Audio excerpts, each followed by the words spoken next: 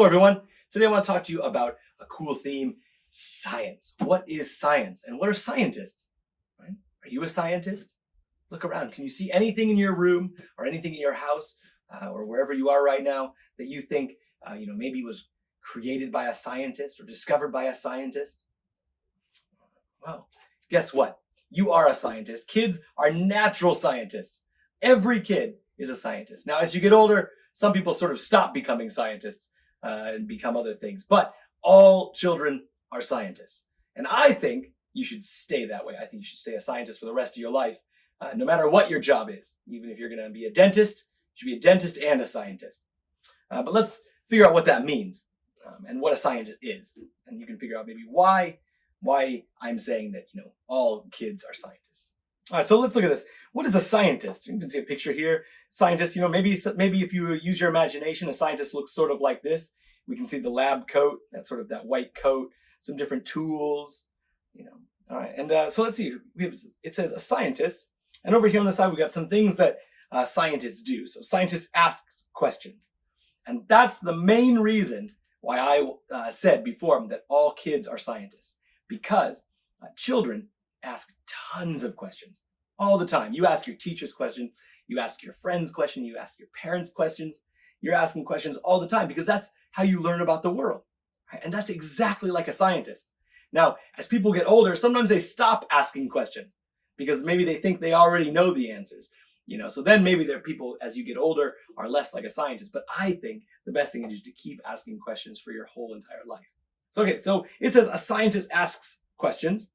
A scientist makes a plan. A scientist will carry out the plan. That means that they're going to do the plan. Collects and records data. Collects means, collects numbers, collects information about things, writes it down or records it with the camera, something like to make sure that they remember it later. Looks for patterns, makes conclusions. That means they make a decision at the end. And they share their results. They share the things that they've learned. All right, so let's go to our next page here. All right, I've got some scientific tools here. Here's 2 pages of scientific tools because scientists use a lot of tools to help them learn about the world around them, right? Like notebooks. This is probably about the most important thing. A notebook or a piece of paper and a pencil. A lot of science. Nowadays we've got computers and we've got a lot of cool technology. But a long time ago, all people had were, pencils and pieces of paper. Just simple things around them, and they were still able to do a lot of cool stuff. So a notebook or a clipboard, a paper and a pencil or pens or even crayons, those are some of the most important tools that scientists have. But you can see some other stuff, like magnets to test whether or not something, is magnetic, or a scale to decide which things are heavier or lighter. Goggles. Some things are safety equipment, like goggles to keep yourself safe. So that no matter what you're doing, nothing flies up and hits you in your eyes. That would be terrible. Thermometers to check the temperature, telescopes to look at things that are far away, microscopes to look at things that are so tiny. Lots of cool stuff, lots of cool science equipment that scientists use. But remember, you don't need this stuff to do experiments. You don't need this stuff to have your own questions and to try and answer your own questions that you might have about the world around you, right? And everybody has paper and pencils. And that's really the most important thing that you need. All right, so let's talk about a very important thing called the scientific method. Now, scientists are all different because they study different things and they learn about different things, but all scientists are following the same steps. And you can do the exact same thing in your life. Right? So the most important and the first thing in the scientific method is to ask a question.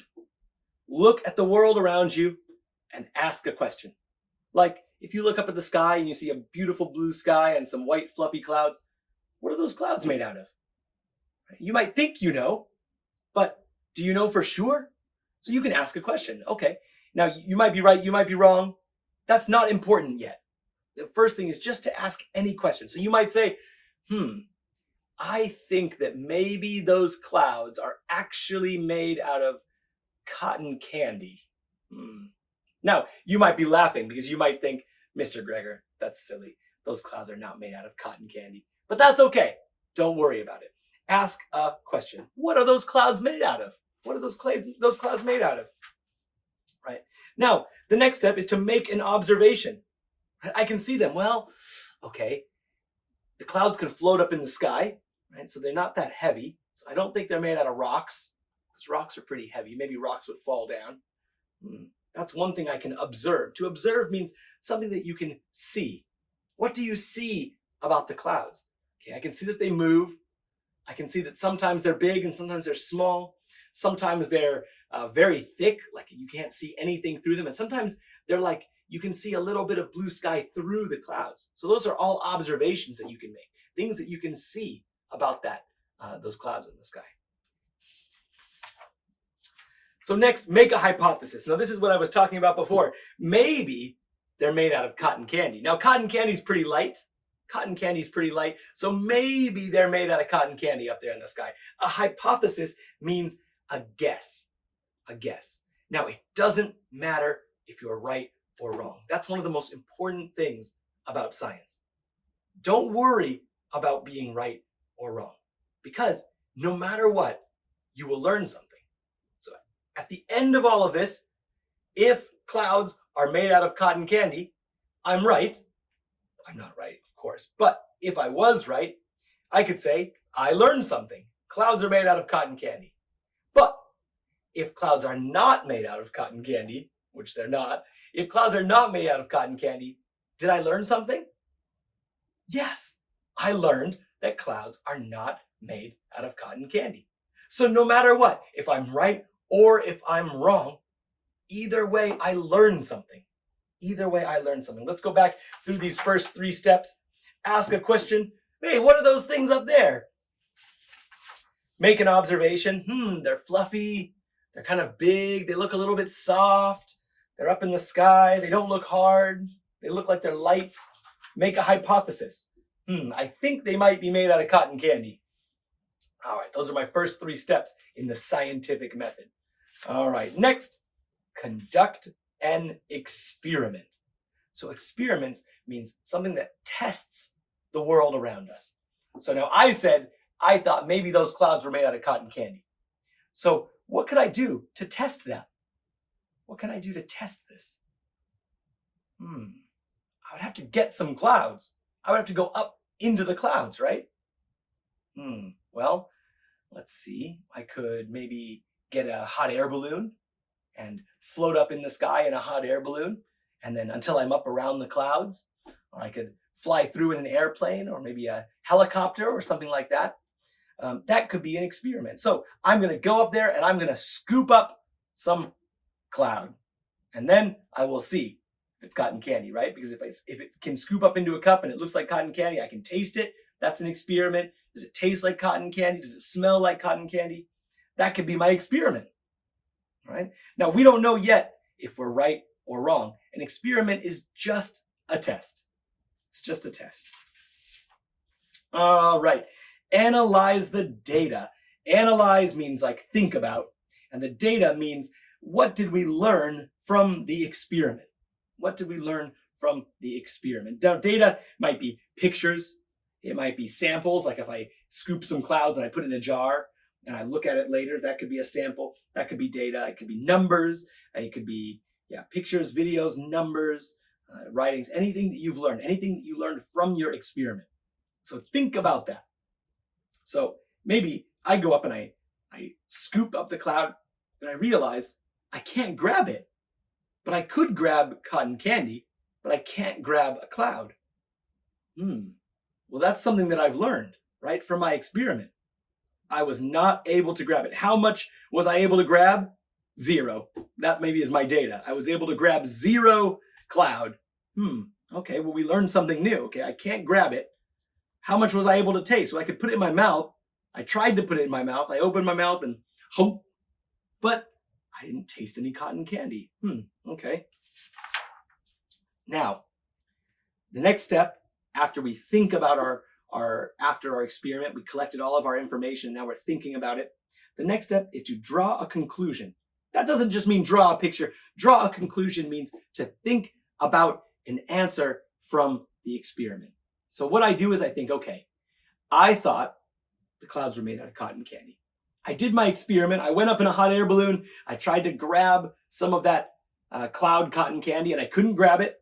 I tried to taste it and it didn't taste like cotton candy.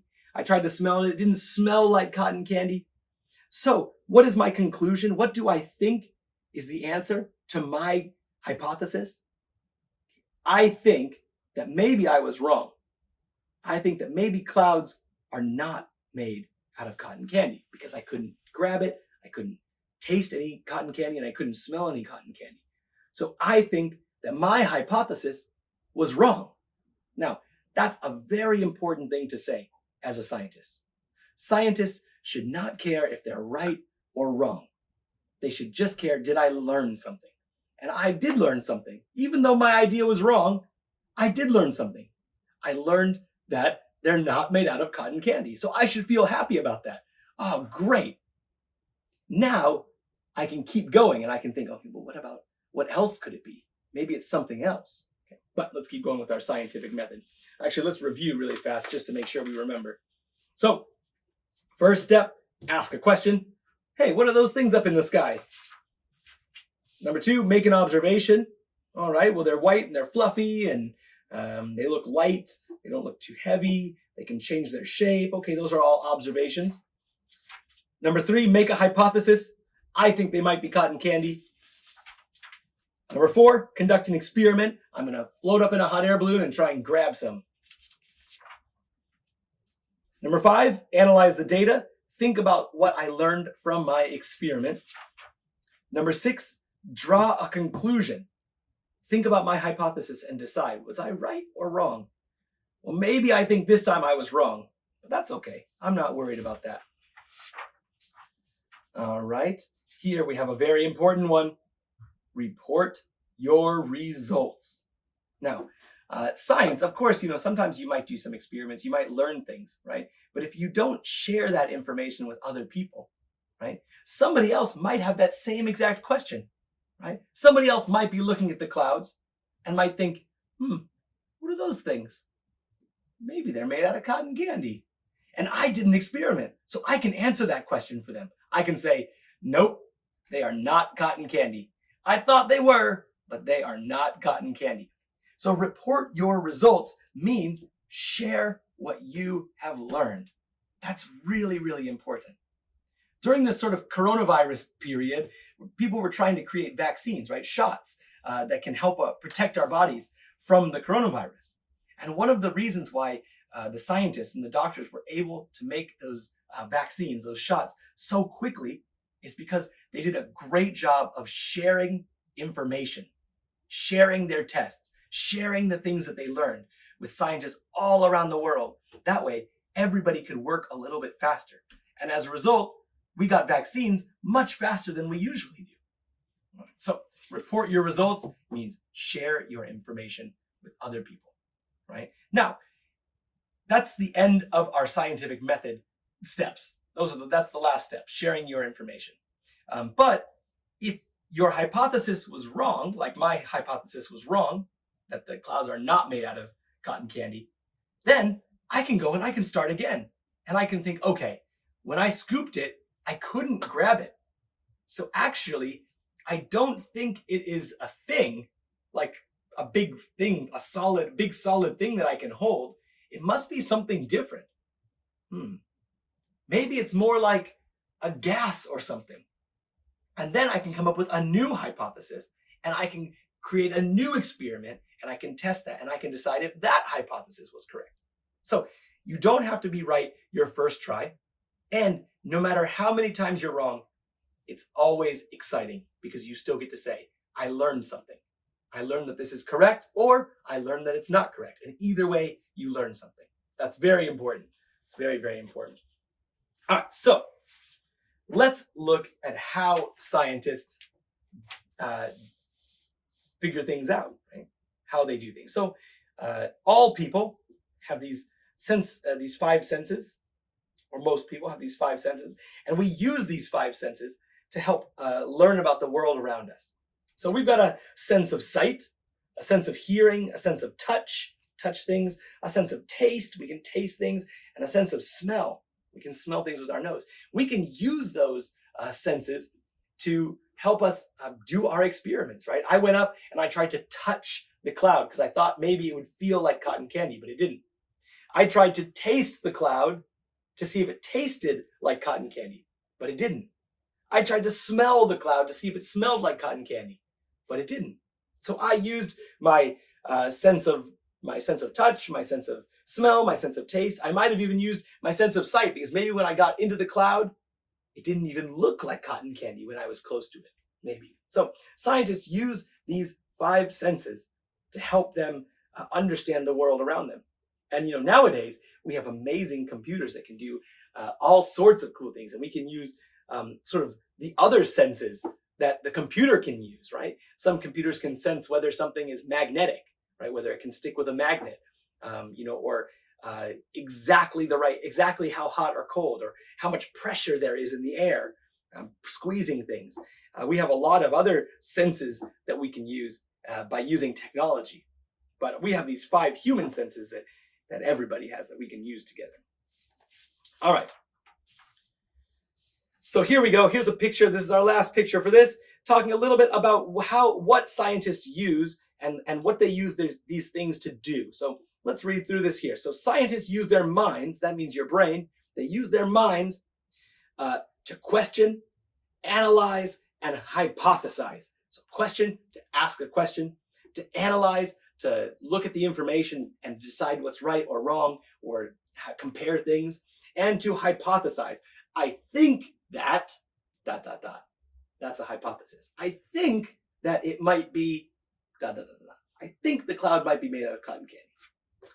All right, they can use their ears to listen. They can use their hands to handle tools and record data, right? You can hold things to use, use tools, use a microscope, also to write down information about your study. They use their eyes to observe. They use their eyes to look at the world around them and see things. And they use their mouth to report conclusions. You can also use, all the things that you write down are also your report. Even if you don't talk to somebody. If you wrote a letter to your friend and you said, hello, Kyle, how are you doing? Today, I learned that clouds are not made out of cotton candy. Now, when Kyle gets my letter, I didn't say that to him with my mouth, but I still did report it. So you can use your mouth to report conclusions, but you could also just write it down and give somebody a letter. So, all right, that is a lot about science. Now, here's your important sort of homework for this video. I want you to ask your parents and your teachers and your friends as many questions as you can, all right? Look around the world, look around your house, and ask them, why? Why is this like this? Or how? How did this happen? Or how is this made? Or what? What is this thing? Or where? Where does this come from? Right? Or who? Who made this? Who did this? Right? All of those types of questions, who, what, when, where, why, those types of questions you can use to learn things about the world around you.